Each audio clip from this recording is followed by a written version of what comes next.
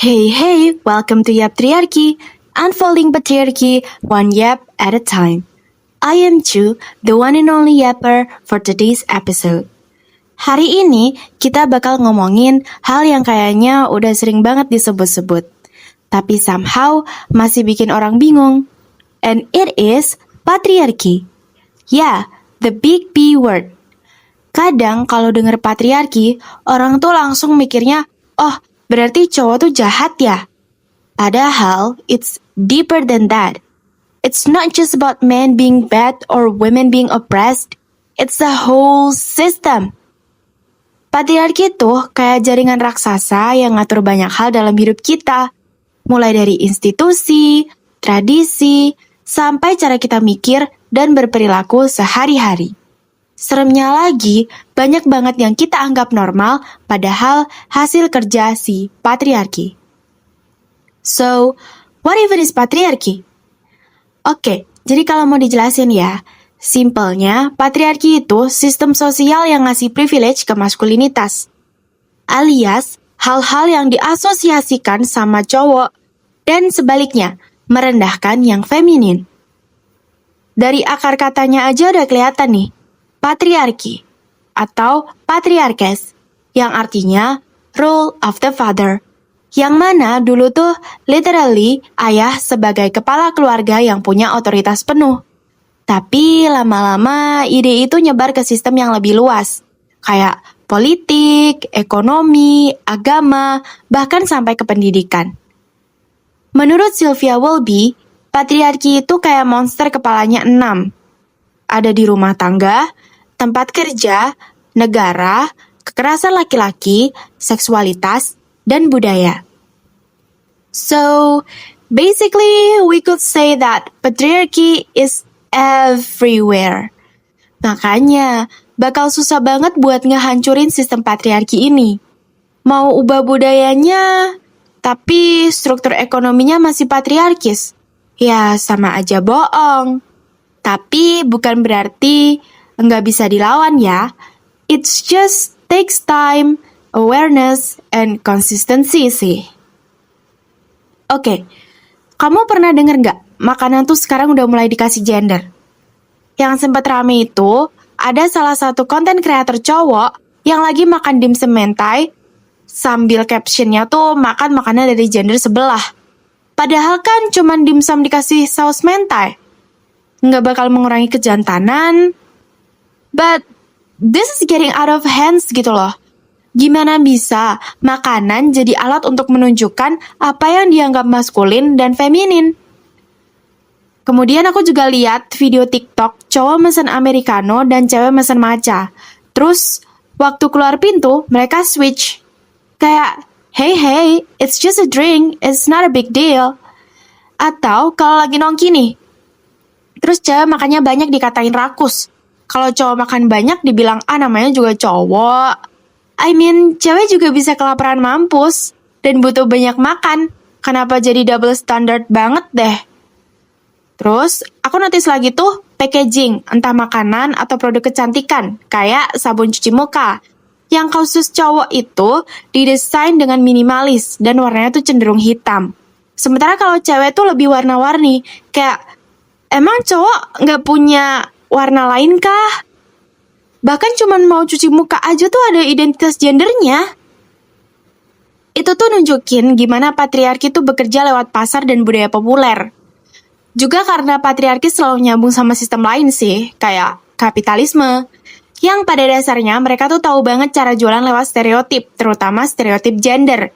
Semacam memanfaatkan kesempatan gitulah. Terus kalau dipikir-pikir lagi nih, ini tuh sebenarnya bukan cuma soal produk, tapi tentang control juga. Misalnya siapa yang boleh nikmatin sesuatu, dan siapa yang harus nahan diri, pun siapa yang dianggap kuat atau lemah.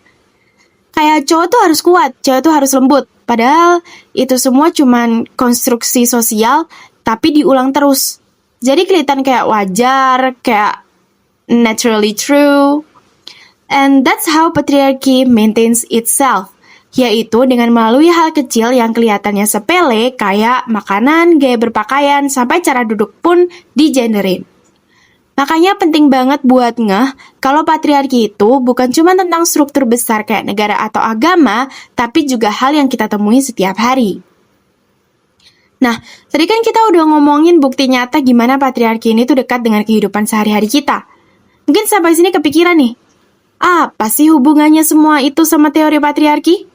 Nah, jadi gini guys, seperti yang aku mention sebelumnya, ada Sylvia Wolby, dia bilang patriarki itu bukan cuma satu hal yang tunggal, tapi sistem yang punya 6 struktur utama. Ada patriarki di rumah tangga, tempat kerja, negara, lewat kekerasan laki-laki, budaya, dan lewat kontrol seksual. Dan contoh yang kita bahas tadi adalah genderin makanan, packaging produk, sampai komentar tentang porsi makan, yang mana itu semua masuk ke patriarki budaya. Di sini nilai-nilai sosial dan simbol dipakai buat nentuin siapa yang ideal dan siapa yang berlebihan. Nah, Wolby basically nunjukin gimana patriarki bisa beroperasi lewat hal-hal yang kelihatannya enggak berbahaya, tapi sebenarnya ngontrol banget cara kita mikir dan berperilaku. Kayak kamu minum matcha aja bisa jadi statement gender, and that is wild.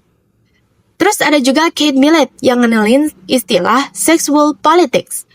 Dia bilang bahwa hubungan laki-laki dan perempuan di masyarakat itu kayak hubungan politik.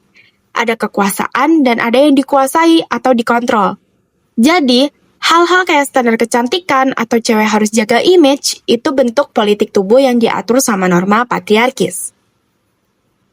Dan kalau kita hubungin lagi sama makanan nih, bisa dilihat gimana perempuan dikontrol lewat aturan sosial kayak cewek itu harus makannya dikit, harus langsing, harus lembut. Itu bukan sekedar preferensi pribadi sebagai perempuan. Itu udah sistem yang mengontrol diri seorang perempuan biar sesuai ekspektasi dari masyarakat. Kayak internalized patriarchy gitu. Dan terakhir nih ada Bell Hooks, yang menurutku juga super penting. Dia bilang patriarki nggak bisa dipisahin dari kapitalisme dan white supremacy. Makanya dia tuh nyebutnya white supremacist capitalist patriarchy. Sounds kinda heavy, tapi maksudnya itu adalah semua sistem ini saling mensupport sistem lainnya. Misalnya nih, di penjualan produk diet dan kecantikan, mereka dapat untung dari bikin perempuan jadi insecure. Dan itu dijustifikasi lewat nilai-nilai patriarki. Sementara laki-laki ditekan buat kelihatan strong all the time. Nggak boleh cengeng karena kapitalisme butuh pekerja yang produktif dan nggak mikirin perasaan. Ujung-ujungnya, patriarki itu bukan cuma soal siapa yang dominan, tapi siapa yang diuntungkan dari struktur sosial tertentu.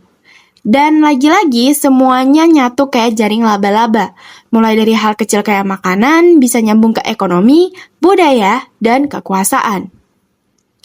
That's why unfolding patriarchy isn't about blaming men or being a man-hater, tapi tentang ngelihat sistem besar yang bikin semuanya berjalan. It's about unfolding the system, satu layer demi satu layer, and realizing how deep it actually goes. Tapi sebenarnya susah nggak sih kita ngelawan patriarki yang literally ada di mana-mana ini? Well, sebenarnya mulai dari sadar dulu sih. Kayak coba lebih kritikal. Setiap lihat sesuatu yang aneh atau nggak adil. Coba tanya kenapa. Kayak kenapa cowok nggak boleh nangis? Kenapa cewek yang ambisius dibilang bossy? Kayak gitu-gitu. Dan mungkin juga bisa dengan refleksiin diri sendiri. Kayak kadang kita tuh sering ikut ngereplikasi patriarki tanpa kita sadari. But the point isn't to feel guilty, but be more aware. Patriarki itu jalan terus justru karena orang-orangnya nggak sadar. Makanya, mulai dari hal-hal kecil, stop labeling things by gender, listen to different voice, and question what we think is normal, udah termasuk unfolding patriarchy. So, unfolding patriarchy literally ngupas habis-habisan lapisan dari sistem ini pelan-pelan, tapi konsisten. Alright, that's it for today's Yap. Dari dimsum mentai sampai bell hooks, patriarki ternyata bisa muncul di mana aja. It's in your matcha, in your office, and sometimes even in your mindset. Tapi yang penting sekarang kita udah mulai sadar. So, thanks for listening to Yap Triarchy, unfolding patriarchy, one yap at a time.